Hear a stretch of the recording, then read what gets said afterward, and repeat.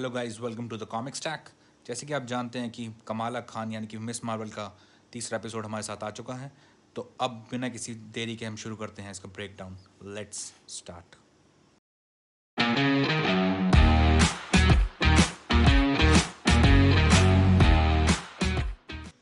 सो guys, episode शुरू होता है ब्रिटिश ऑक्यूपाइड इंडिया के बैनर से।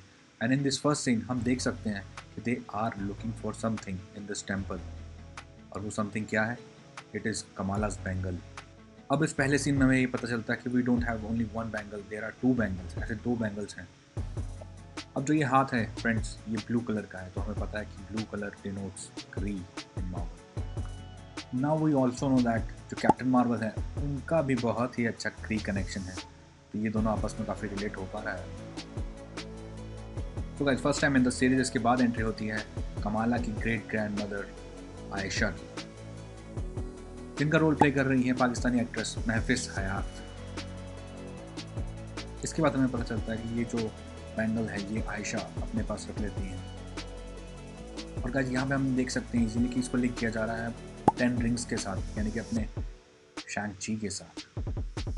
तो यार अभी हमें ये क्लैरिटी नहीं है कि एग्जैक्टली ये कनेक्शन क्या है 10 रिंग्स और बैंगल के बीच में, बट मार्वल यहाँ पे हमें एक बहुत ही अच्छा ईस्टर एग दे रहा है जो हमें इजीली आइडेंटिफाई कर लेना चाहिए यार। नेक्स्ट सीन में गाइस हमें दिखाया जाता है कि आयशा ट्राई कर रही है बैंगल को और उनको उसी तरह की विजन हो रही है जैसे कि मल्टीपल टाइम्स कमाला को हो रही थी।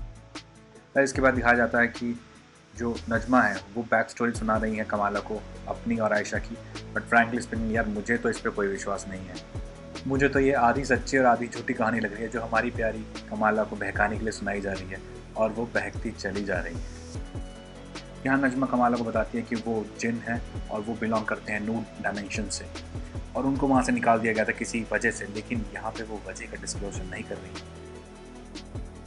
और यहाँ पे ये भी बताया जाता है कि दे बिलोंग टू क्लैंडेस्टीन फैमिली, और ये फैमिली कॉमिक्स में भी काफ़ी पॉपुलर है, और ये दे हैव सुपरनैचुरल पावर्स। तभी शायद मार्वल ने इस एपिसोड का नाम डेस्टीन रखा है, clandestine, destined. I think this is a connection. Guys, यहाँ पे एक सीन दिखाया जाता है ब्रूनो और कमाला की कन्वर्सेशन का, और by the way Bruno is my favourite character. इस सीन में पर्टिकुलरली ये दिखाने की कोशिश की गई है कि how Bruno is caring for Kamala. Kamala को समझ ही नहीं आ रहा है यार। यहाँ कमाला ब्रूनो को बताती है कि यार वो ना ही आसगार्डियन है ना कोई सुपर हीरो, वो एक जिन है, जिसकी वजह से वो काफ़ी डिसअपॉइंट लग रही है।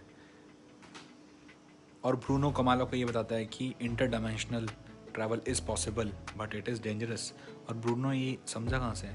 ब्रूनो ने ये समझा है एरिक सेल्विग, जो कि हमारे एवेंजर्स में इंट्रोड्यूस हुए थे, उनके रिसर्च पेपर से।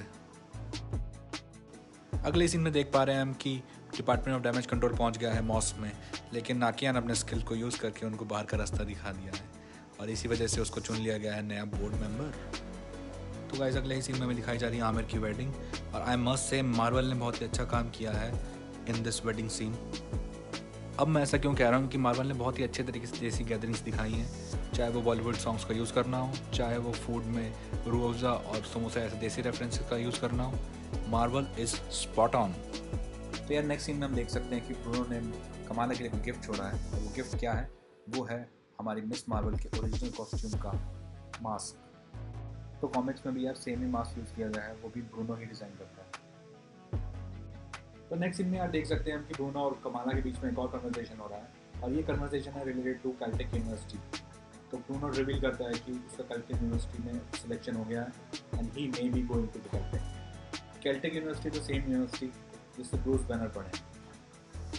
नेक्स्ट सीन में हम देख सकते हैं कि दोबारा से हम आमिर की वेडिंग की तरफ मूव कर रहे हैं, और यहाँ पे बहुत ही अच्छे से यूज़ किया गया है बॉलीवुड सॉन्ग्स को। आई मस्ट से बहुत ही ज़्यादा एप्ट लगे ये सिचुएशंस पे।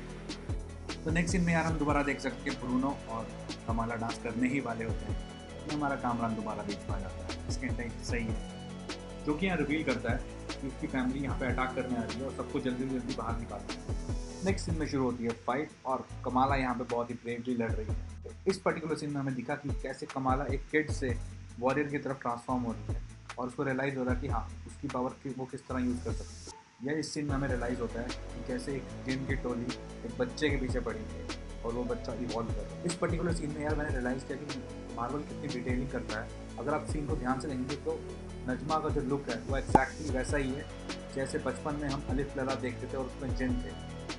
अब यहाँ पे एक और डिटेलिंग देखेंगे हम मार्वल की। यहाँ कमाला लड़ रही है और सडनली उसकी तरफ से कोई लड़ता है और वो फ्रैक्शन ऑफ अ सेकंड के लिए कमाला का लुक आया, लेकिन उसमें भी वो स्माइल कर रही थी। और वो कौन लड़ रहा था? वो था हमारा ब्रूनो।